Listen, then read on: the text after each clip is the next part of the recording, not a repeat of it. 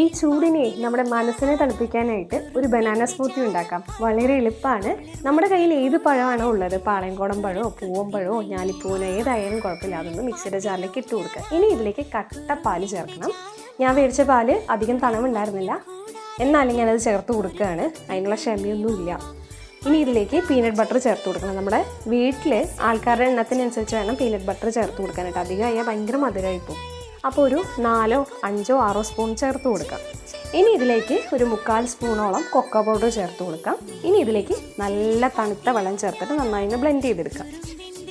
Blend ചെയ്തതിന് ശേഷം കുറച്ച് മധുരം കുറവുണ്ടായിരുന്നു, അപ്പോൾ അതിലേക്ക് കുറച്ച് പഞ്ചസാരയും കൂടെ ചേർത്ത് നന്നായി ബ്ലെൻഡ് ചെയ്തെടുത്തിട്ടുണ്ട്. നമ്മുടെ ബനാന സ്മൂത്തി റെഡിയാണ്.